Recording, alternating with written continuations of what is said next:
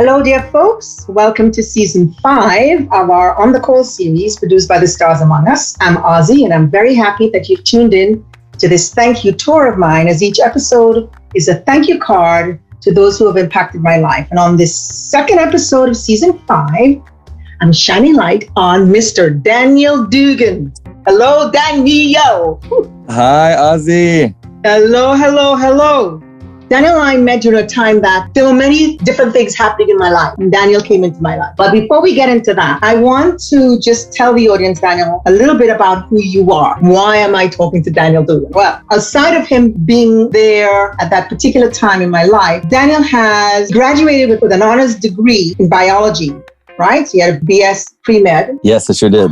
And you worked in surgery. What was that like? Oh man, well, it was fun at the time because I thought that I would go into surgery. Little did I know I would later become an actor and then a fine artist. It was interesting that time. Obviously I was studying a lot and learning to work with these other surgeons and, learn more about that world. I guess I learned enough to make me realize I should do something creative. Have you been able to pull from that to the acting or what you're doing now? Yeah, I can only thank that period of searching for my purpose and what I would be best at in the world to realize that it wasn't that there was something else. There was something bubbling inside that needed to be creative and be inventive and really bring me fulfillment. Daniel is now an international artist based in L.A. and Mexico City with a signature style based on lifelong practice, one continuous line which never intersects and is perfectly spaced. How did that come about? Well, when I was 10 years old, from what I remember, I was in the 4th grade. I remember just playing a game really with myself, and I wanted to see if I could fill a page with one continuous line that was perfectly spaced. Obviously, I was an overachiever, nerd, perfectionist.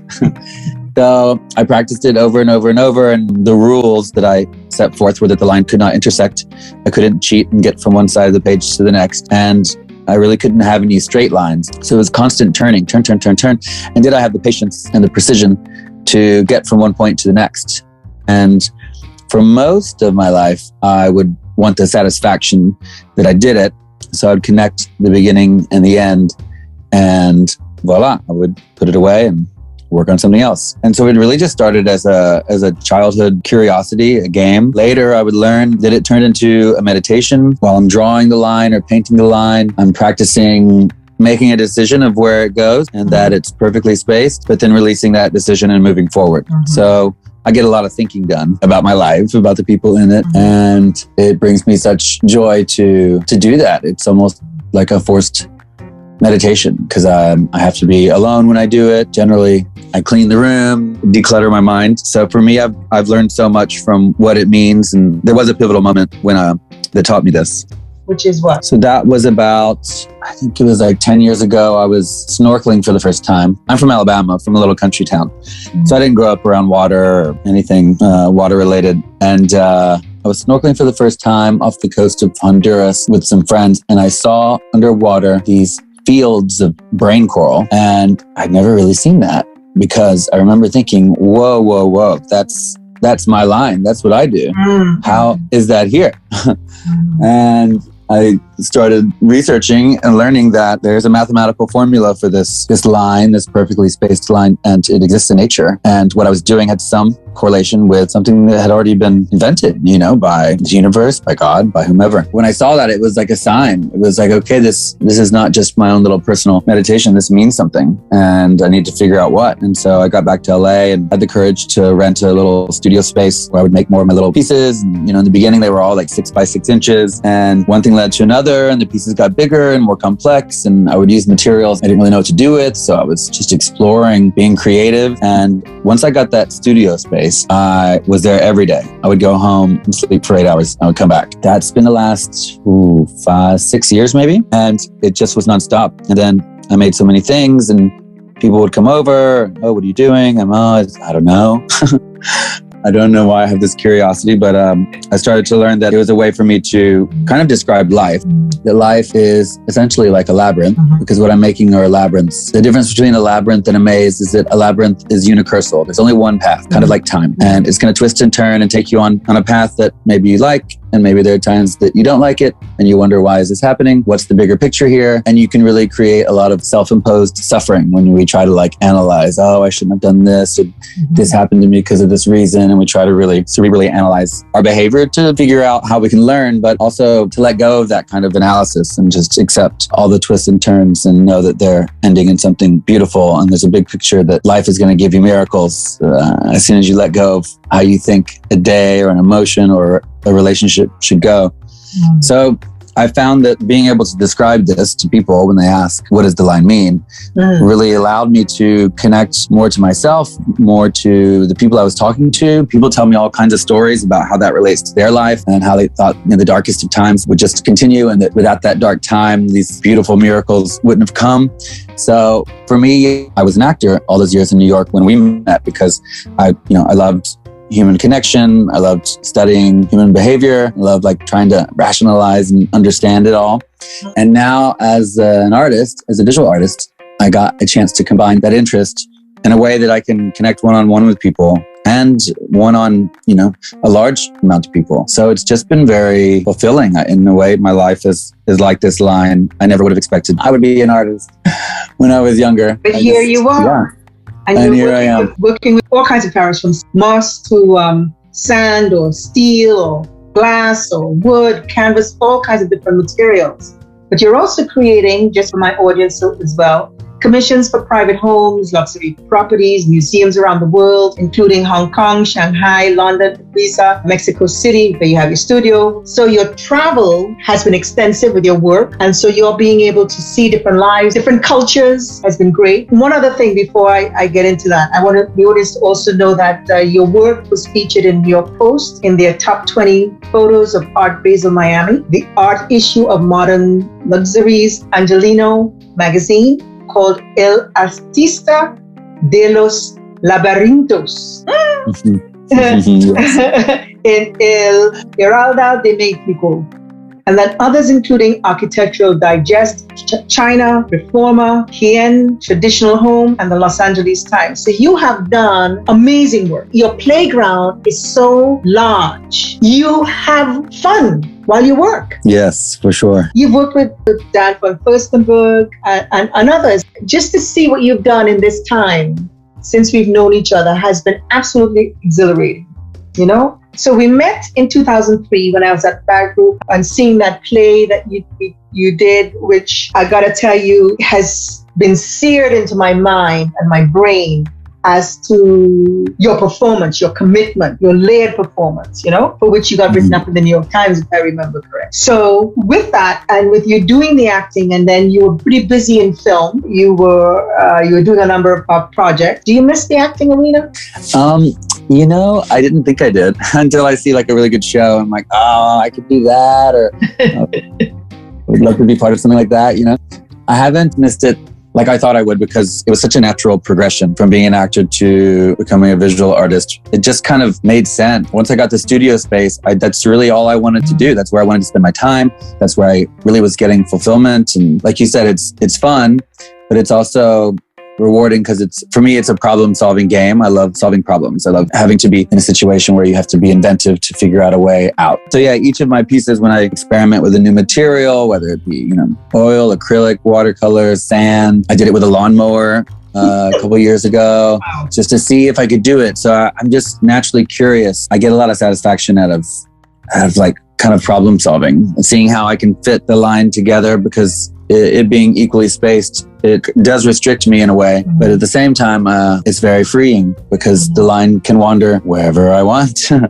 And I get to kind of practice not knowing where it's going to go next, because we don't know anything for certain in life. Right. For 100%, we don't really know anything, what could happen next in any moment. So I get to kind of practice this concept and apply it to my life. When things happen in my day that I don't like or I like, I realize, okay, this is happening for me in a way that I may not understand right now, but let me take a breath and just laugh at it and know that it will turn into something beautiful, that's going to serve my life and my development and serve other people. So when you have a project, when you're called in for a project, let's say, what is that feeling like? Are you told in advance what people want? And even if you're told in advance what people are looking for, is it still that exciting feeling that you get before you get on stage?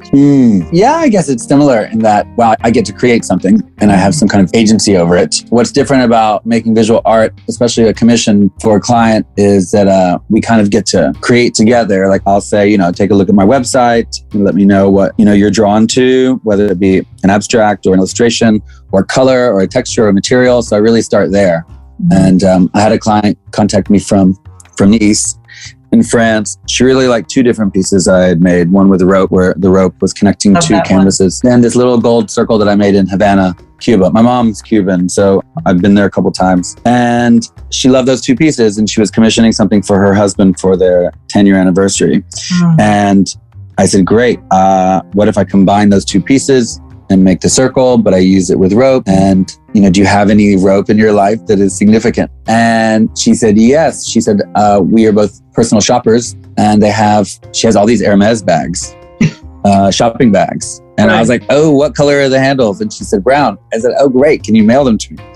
So she mailed me all these bags that, are not something you can buy. You actually have to collect them. So she mailed them to me, and then I cut them all apart and disassembled the rope and made them into one long rope. And it turned into such a beautiful piece. So, I never would have made that on my own. And through her, it was obviously a message for me to explore this other technique and to make something so beautiful that he had a part to do with. And that for me is it's so personal, and for me, it's just thrilling to kind of combine forces. Everything I made in my studio from 2010 to 2017 was all things I just made because I wanted to. But then starting in 2017, I started to collaborate and get commissions. So I love that. Someone could see a piece that I made with sand. They're like, oh, I love this. Would you do another color? Or, I would love to see yellow and orange. And I'm like, yeah, me too. I want to see yellow and orange. Let's make a yellow and orange one. So what's so fun is I'm constantly changing materials and just showing different examples so that I can take any of those and just make other versions of them. Like I just did this. That's why I'm in New York, actually. I was in St. Bart's in January for some meetings, and I met this interior designer. She saw my work and said, oh, I have a project in New York. Could you paint a mural on a brick wall? And I was like, sure. Never painted on brick before, but it's a problem-solving exercise. I'll figure it out. I was so happy to be able to come back to New York. So they brought me in. I'm painting this 36-foot-long mural. I just finished today, actually, just a couple hours ago.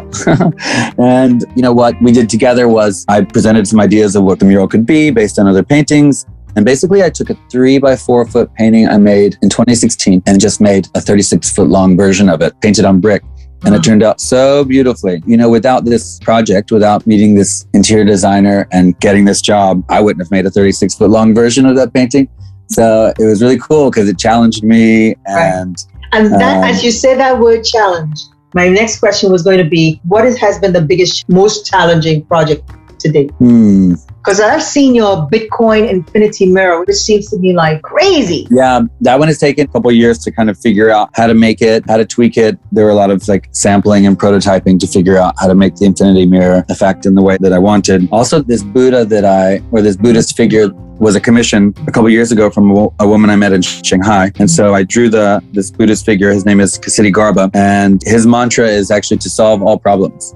So I listened to his mantra the whole time I was drawing it because I wanted that wisdom, those words in every stroke of the pen. And I can't make a mistake or I have to start over with the black and white drawings. And once I made that, I wanted to make another version. So I made one laser engraved into wood. And that one was probably one of the most tedious ones because I had to cover the whole face of it with tape and then peel off the tape after the laser passed over it. I have a time-lapse video of that on my website and on my Instagram. But, everything always takes way longer than I imagined. I'm like, oh, let me just try this one little thing. And then I start and I think, oh my God, it's going to take forever. Let me ask you the next question. Which one holds a special place? I would say that one for sure has taught me a lot, the Buddhist figure, Kasidi Garba, because I've learned so much from it. Although I guess there's one in 2010. I think it's the first time I really instead of just drawing it on a little piece of paper, I drew a perfect circle with the line in it. And I did that on Christmas Day, 2010 in Brooklyn when I lived there. Of course, I still have it. It means a lot. Actually, my aunt gave me kind of randomly a 6x6 inch, really kind of fancy looking notebook, but it was really nice paper and it was hardbound. I don't know why she gave it to me. I wasn't really a creative, I didn't think, or she didn't know. And it was such a nice little bound book that I thought, okay, I need to put something nice in there. So on the first page, I was like, oh, I'll draw my line, but let me draw it in like a perfect circle and see if I can. And that became my first real sketch pad or creative pad. And I ended up filling the whole thing up with more drawings, more paintings, more little experiments. So I think that piece in 2010 was kind of a pivotal moment where I challenged myself to advance the technique in different ways. What are you most proud of in your career and life right now? I guess that I took all the risks to get to where I'm at in terms of, I studied biology. I thought I was going to be a doctor. I moved to New York, worked as an actor, thought, okay, this is the thing. But I guess like a lot of us, sometimes we think, you can only be one thing. And so you really commit so fully to that. And then at some point you realize that there are other skills and other interests and your life can be diversified over your whole lifespan. And then when it clicked, this line work was going to mean something. I guess I'm most proud that I had the courage to get a studio space and just explore it without really knowing where it was going. I didn't think I'm going to be an artist. I didn't think I'm going to make art for people all over the world and make a career and a life and learn and grow and develop from it. I had no idea. So I kind of just jumped in without knowing anything. And I guess I'm most proud of that because in the beginning, people were like, oh, you know how hard it is to be an artist. You know how hard it is to like sell something, exchange something for money. Like people have to like it, la, la, la. And I was like, cool. Like I'm not even thinking about that. Like I'm not trying to be anything. Right. I'm just making what I want to make and we'll see where it goes. So I kind of shrugged it off like, well, great. If I was like trying to be some big thing and then I would have something to prove and then I would care about how other people responded or if they wanted to buy it. But I don't care because that's not my motivation. My motivation is my curiosity. I identify with you there because when COVID happened at the end of 2019, before it happened, I had a health situation that made me want to thank people before something happened, and I started these videos and then COVID happened. I didn't want to go into people's places. That's number one, Number two is how do I switch platforms? And so the podcast started. When I put my first podcast out, it was really raw.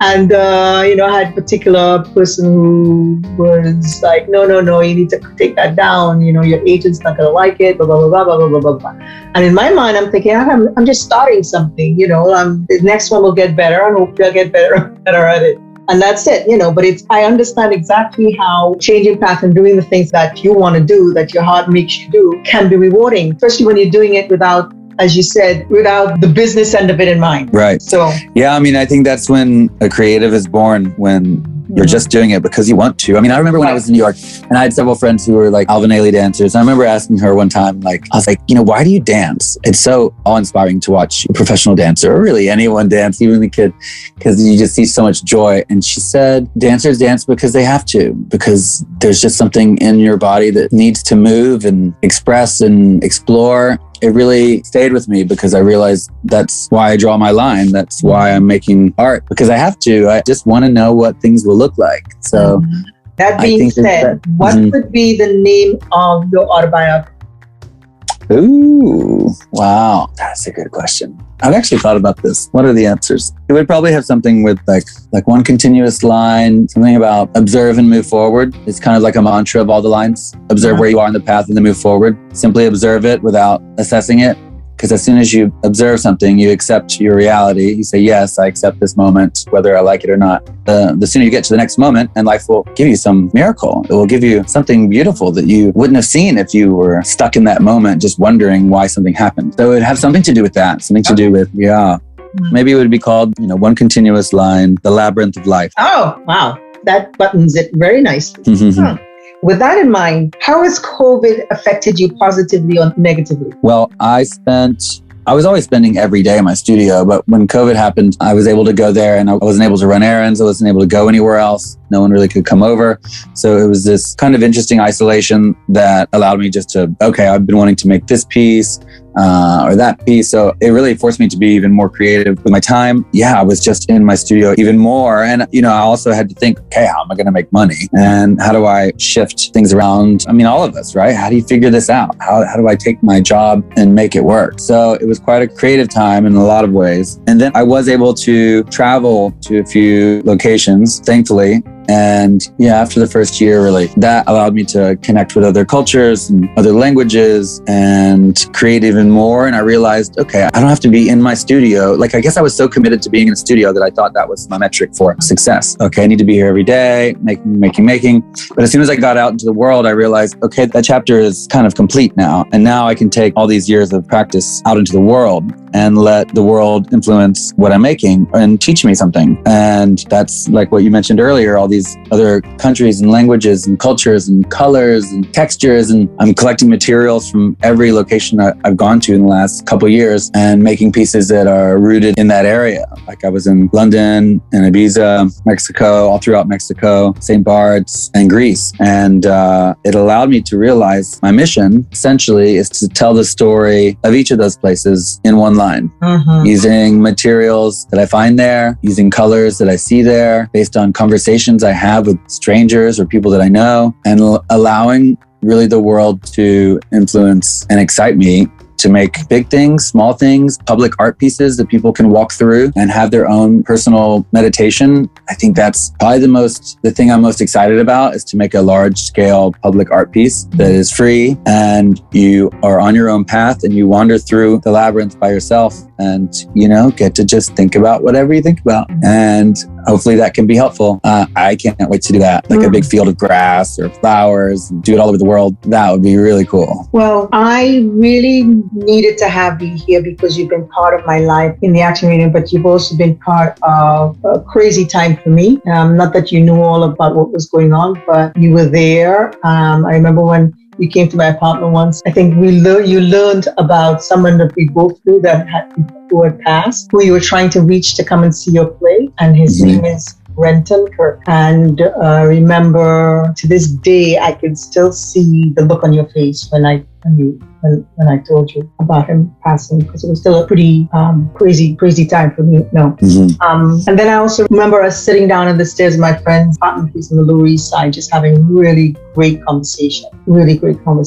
And it just felt, there was this energy that you had. And then when I saw you in that play, I was just so bowled over by your performance. And then I look at our time that you spent, and we didn't spend a lot of time together, but the time we spent was just so impactful to me, because there was this connection with Renton, there was connection with the acting, connection with the Barrow group, connection, it's really a really wonderful time. And there's really wonderful thing that I felt for you and felt from you that I needed to have you here. You're part again of my history. I need to have you on, and I wanted to thank you very, very much for being in my life, even though that time was capsule, but then being able to reach out and hearing your voice and hearing that love from you, the way you say my name and everything. It just, again, impacts me. I wanted to thank you very much for this time that we have. And I know you're busy. And I hope at some point, as you get bigger and bigger, I can still pick up that phone and say, Daniel! Yeah, I'll say Ozzy. Yes.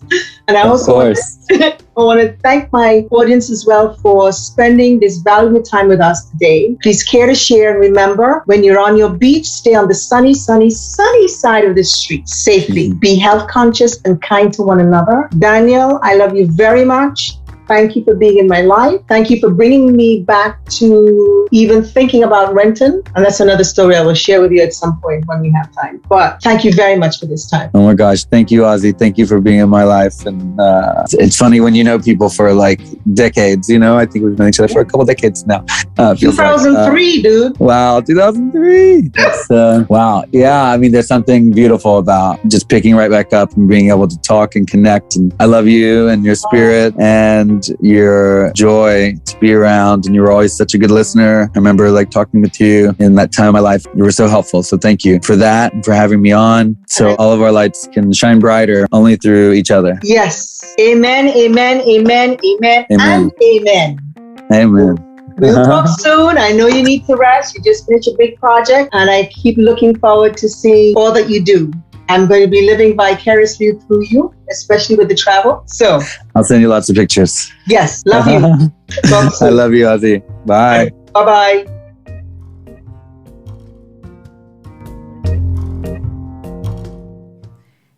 Hey there. Please help us in our mission to support those facing fatal diseases through our t-shirt sales by donating or shopping at OzzyStewart.com. or supporting us at anchor.fm/Aussie Stewart. That's ANCHOR.FM/Aussie Stewart. And don't forget to subscribe on our YouTube channel at Aussie Stewart. Yep. Leave a comment.